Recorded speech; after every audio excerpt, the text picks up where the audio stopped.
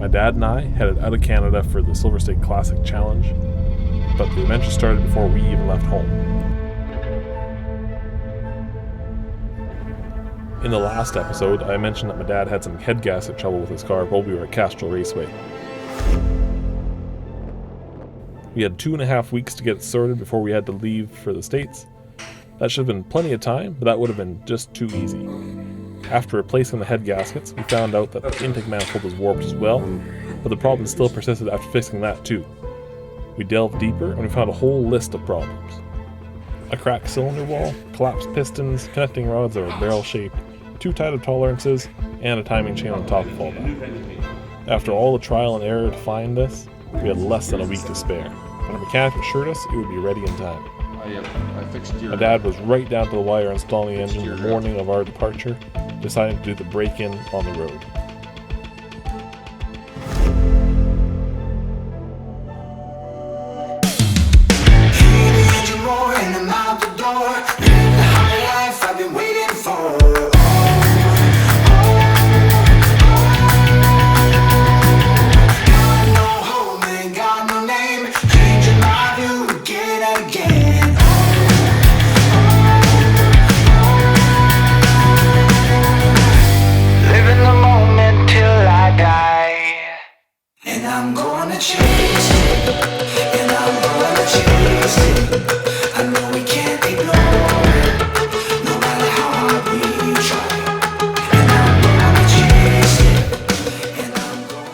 So the Silver State Classic Challenge. It's an open road race event over a 90-mile stretch of highway. It takes place between Ely and Las Vegas, Nevada. It's been run every September since 1988, and a sister event, the Nevada Open Road Challenge, is run every May on the same highway. The event is divided into multiple categories: Touring, Grand Sport, Super Sport, and Unlimited. Unlimited is pretty self-explanatory. It's where the event's slogan comes from, flat out for 90 miles. There's some pretty impressive records that are held in that category, including the fastest average speed in a road race, 219.6 miles per hour. The other categories are based on averaging a certain speed over the 90 miles, similar to the way TSD rally works, only much faster. Each class has a collection of target speeds ranging from 95 miles per hour all the way up to 180 miles per hour. Most teams will have both a driver and a co-driver, but having a co-driver is optional. This year is my 9th time competing in this race. I've been trying to get a trophy in each class 100 miles per hour and up. Since 2010, I've gotten a 3rd place in 100, 1st place in 105, and after failing multiple times to get a trophy in 110, I skipped up to Grand Touring and got a 1st place in 115, but I still wanted that trophy in 110.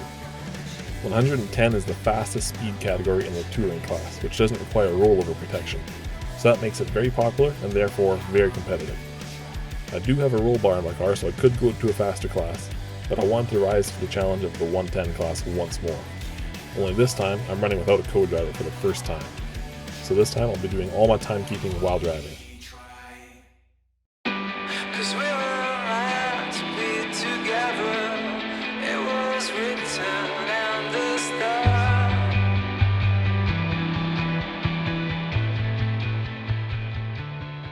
The majority of the race weekend's events occur in the small town of Ely, Nevada.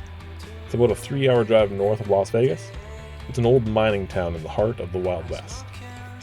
This will be our home away from home for the next 3 nights.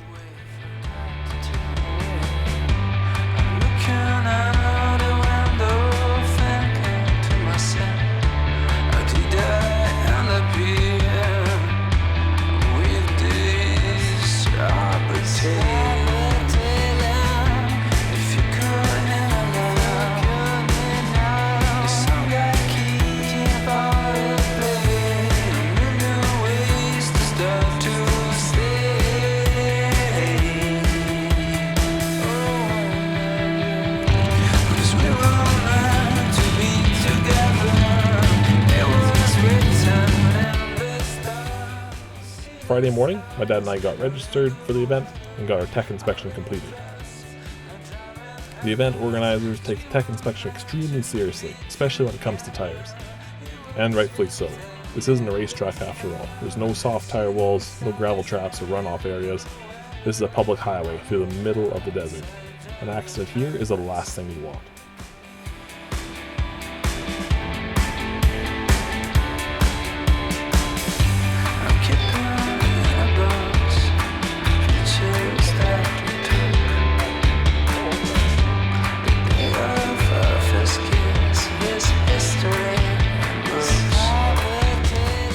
One thing that I love about this event is the massive support and interest from the locals in the town.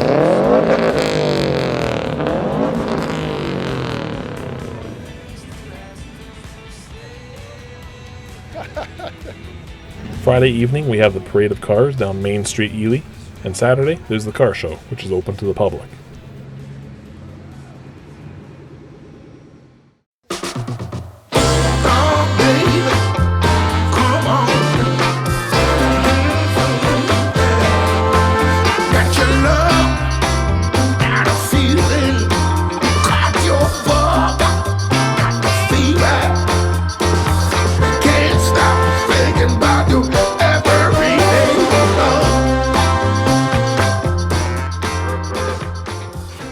This event, there was over 100 cars entered. Corvettes are always a popular car at the event, and lately lots of late model Mustangs as well. But you also have your Camaros, Challengers, Mercedes, Porsches, and this year there was also a handful of D2 Massa Panteras as well. Now, during the car show, I discovered an issue. Not a car issue, mind you, with my stopwatches instead. The batteries in both of my stopwatches were completely dead. No big deal, right? You replace the batteries. But after replacing the batteries, my primary stopwatch wouldn't power on at all, and what was supposed to be my backup watch now seemed to have become very heat sensitive and would go completely blank if it got too hot. The forecast for race day was just that. Hot. So, I needed to get to the bottom of this and get my watches going, and very soon. I managed to borrow another cheap stopwatch for the race, but that is all I had.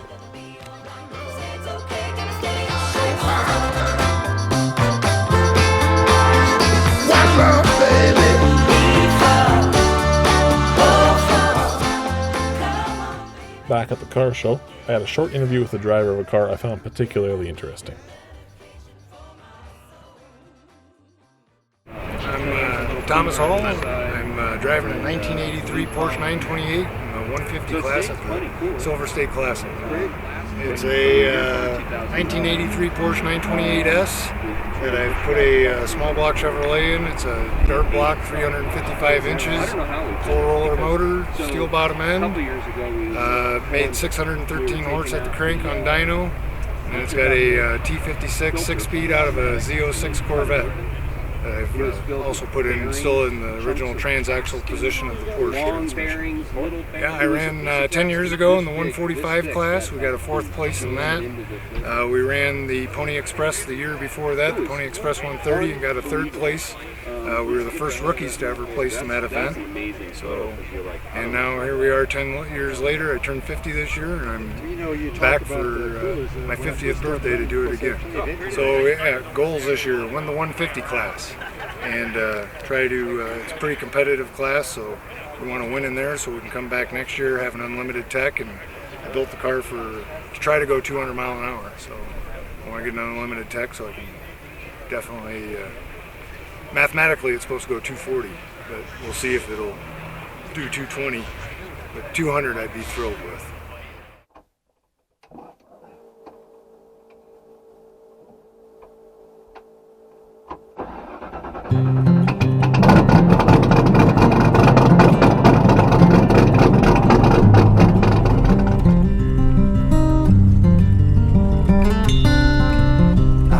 Early Sunday morning, before the town of Ely is awake, all of the cars meet up at the south end of the town and convoy down to the pre-grid where Highway 318 is closed. I love you so.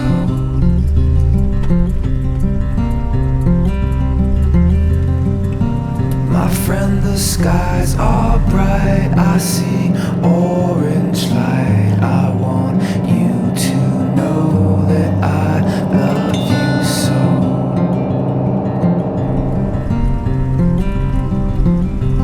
I feel like gold, and I love you so.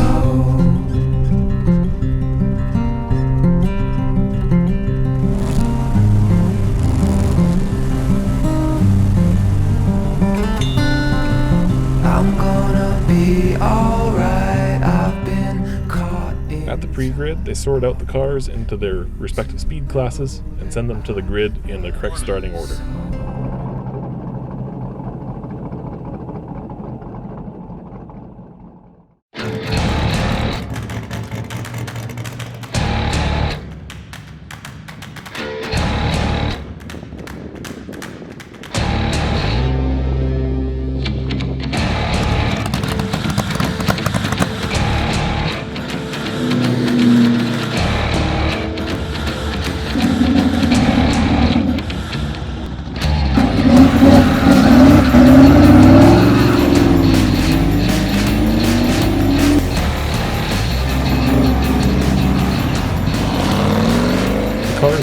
every minute on the minute, starting with the fastest speed classes, working the way down to the slower classes.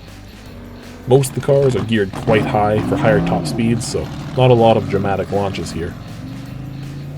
Before the start line, every car and driver is double checked. They're checking for loose items in the car, safety equipment, like belts and helmets being done up properly. Looks good. Well, you got a good camera there, huh? Yeah, Is it running? it is, yeah. Yeah. Thanks for checking. Thank you. And a final check for any tire issues, mainly checking for nails and screws.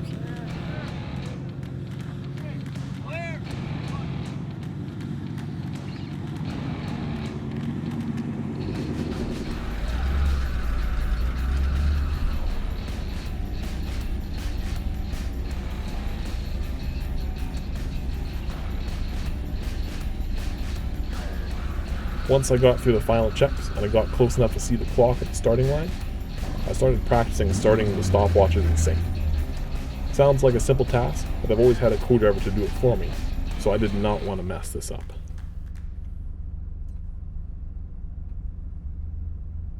The car next to me launched, and I was up next. I gave my stopwatches a quick double check, making sure they were both ready. And there I waited, with my fingers on the stopwatches, ready to start them at the top of the minute.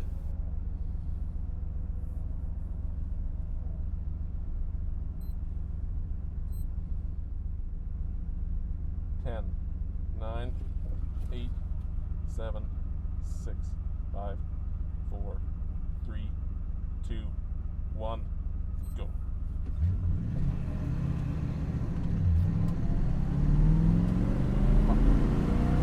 Another one, watch the one. Just as I started the car in motion, I realized I had double pressed the start button on my backup stopwatch, and it wasn't running. I quickly reset it, so at the top of the minute based on my main stopwatch, I could restart my backup stopwatch. Again at the 1 minute mark.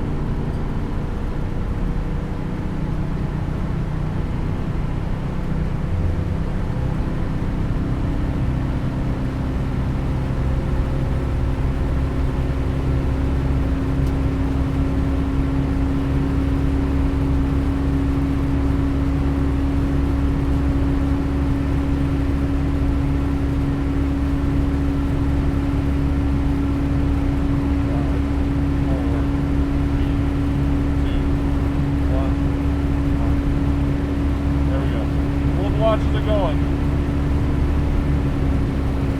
My first objective was to get up to my target average speed. On top of the main competition, the Silver State also has an award for most accurate run. They score this based on your arrival time at checkpoint 3, checkpoint 6, and the finish, so I wanted to be on time for each of these. There's also an award for the closest target time by using only hand timing. No GPS speedometers, no rally computers, just a simple stopwatch and your car's factory speedometer. So I was after that trophy as well.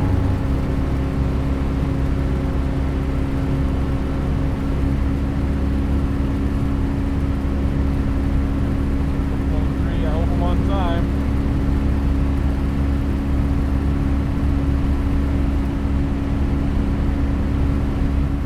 Still a second slow. Well, I've already passed the checkpoint.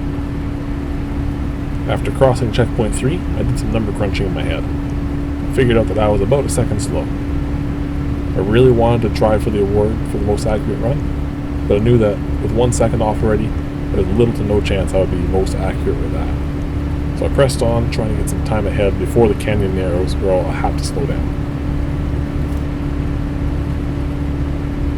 Throw checkpoint challenge out the window. Let's get some time in the bank. Let's go for 10 seconds fast.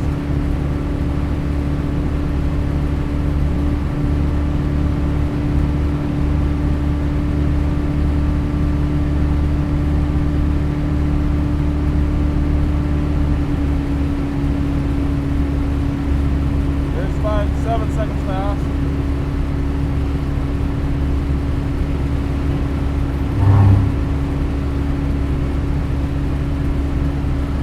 That was a hard push up that hill.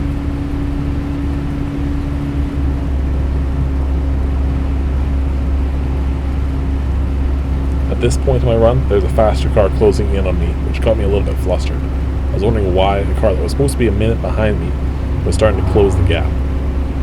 10, 9, 8, 7, 6, 5, 4, 3, 2, 1. 1, 2, 3, 4, 5, 7. At one of the mile markers, my stopwatch showed that I was 7 seconds behind, when recently I was 7 seconds ahead.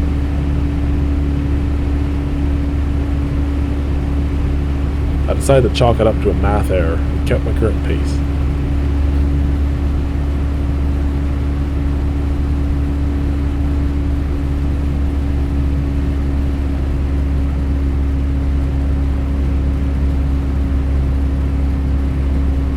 At this point, the Corvette behind me had gotten even closer. I moved over to the right lane to leave him room in case he was going to pass me.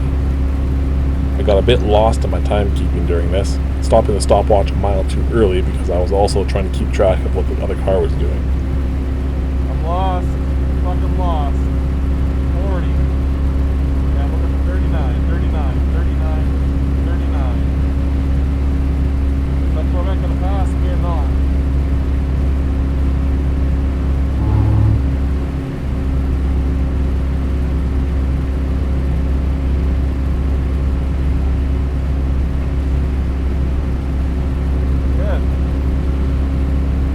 I reached the next mile marker, the right one this time. I was able to check my time and I was right where I wanted to be, which was reassuring. I stayed to the right and let the Corvette go by. I was confident in my time again. I don't know why there's a Corvette here.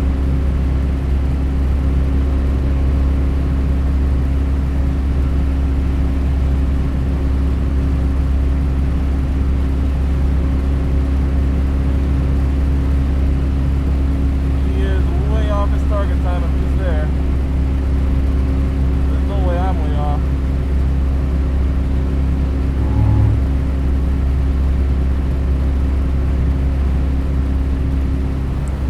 As I close into the canyon, dialing in my time to be ahead by 10 seconds, I try practicing counting down to the mile markers. This helps me manage my throttle to help me cross the line when I want. 7, 6, 5, 4, 3, 2, 1. Mark. 37, 14. 37, 24. Okay.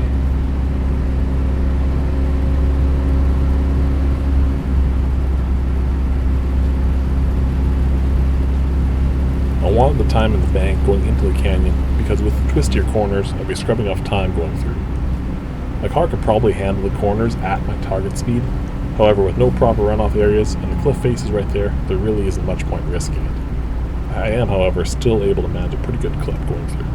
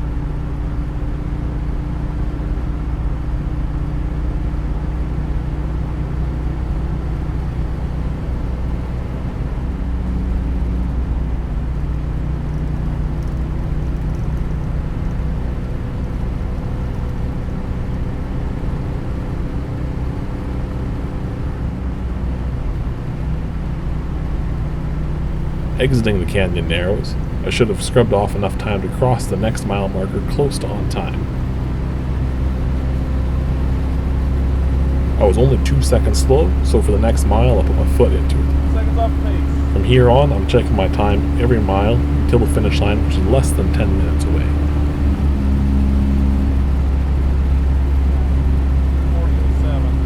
40:07, right on time. Okay. Let's keep this up. Next I'm looking for is Lincoln 43. 1. Second slow.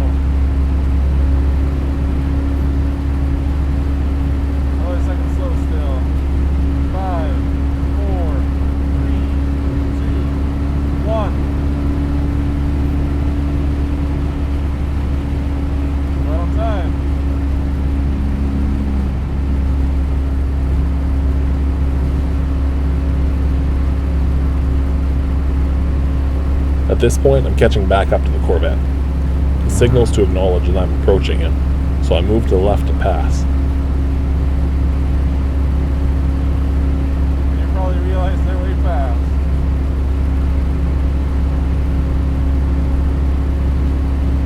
As I was passing him, I checked another mile marker. I was back on time. Long time. Lincoln 194251. Second fast. 7. A little fast, a little fast. 5, 4, 3, 2, 1. Come up to the second. Only a handful of markers after the Corvette, I had an issue. Second fast. Yeah. The heat sensitivity with my main stopwatch I had mentioned earlier, it had happened again, and my primary stopwatch went blank. So I missed that marker altogether, and to further complicate things, the cheap stopwatch I was using as my backup stopped showing hundredths of a second after the 30-minute mark, and was only showing whole seconds on the smallest part of the screen. So now at each mile, I have to hope and guess on the tenths and hundredths, but also factor in the 1 minute time difference on my backup watch.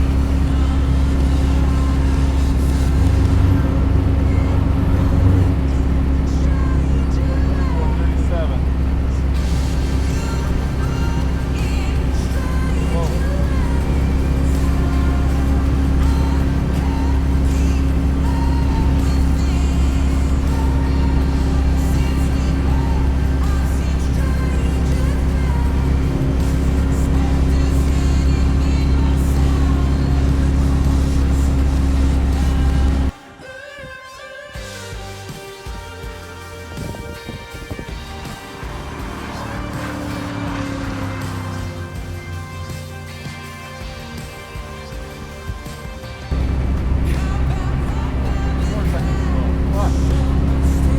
4 seconds slow at this point. The pressure was on. Didn't have far to go. 6, 5, 4, 3, 2, 1. 1. 5, 4, 3, 2, 1. Fuck!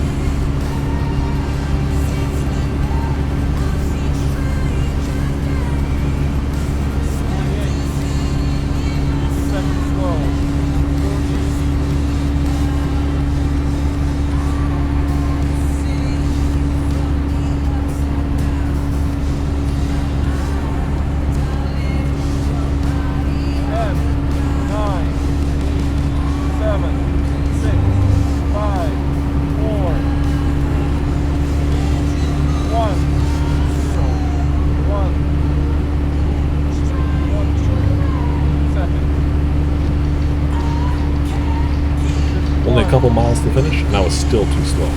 I wanted to finish 1 second ahead by my watch to account for any error in the button presses of the stopwatch. For the next mile, I just kept my foot to the floor.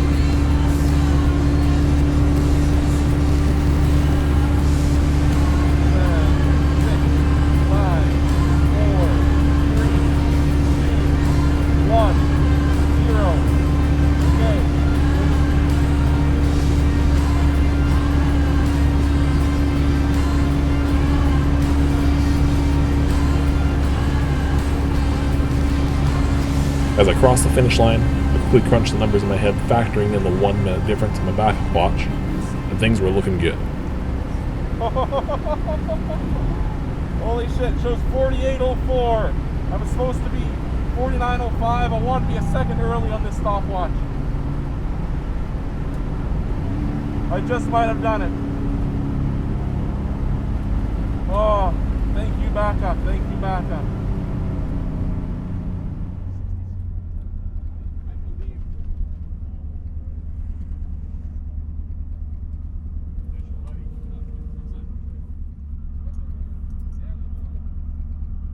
I would have to wait until the awards banquet in Las Vegas to find out how I really did.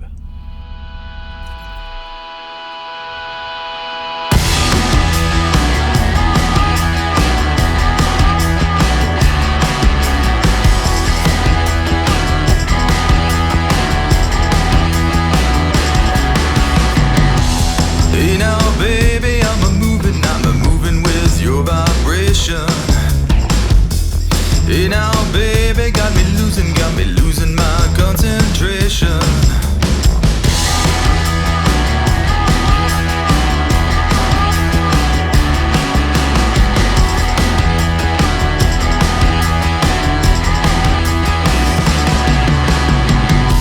Hey now, baby, don't you tease me with your temptation.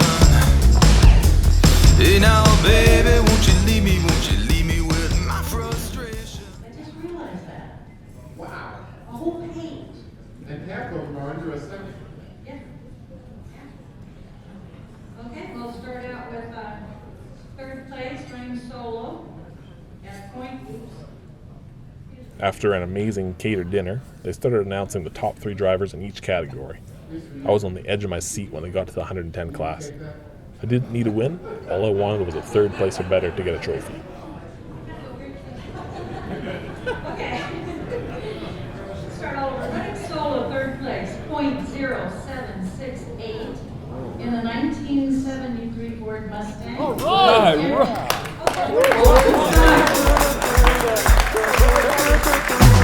I'm a simple man.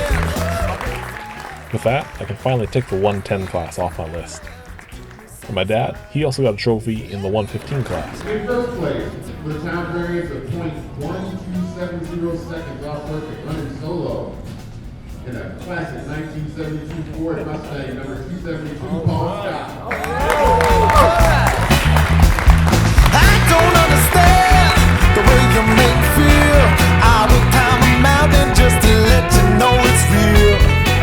Break my bread and I can drink your wine. Girl, you know I'm coming home. A few people think, as I mentioned, my engine was rebuilt just days before I came here, and Stu, the machinist, and my engine builder, Brent, who got the block sent to me on Monday at 3 p.m., just 6 days ago. Engine, my Emerson, my son, full engine driver, my wife, who struggled with, I was stressed out for the last week, and kept proving well, I was late for every meal for a week. And also Brian Duncan, who helped me install the engine just the night before he left at 5 a.m. So thanks a lot.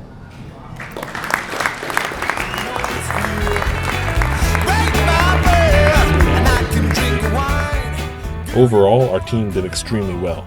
My dad's friend Brian got 3rd in the 120 class. We also had team members place in the 100 class, 105 class, 125 class, and 155. With that, our team finished 2nd in the team challenge.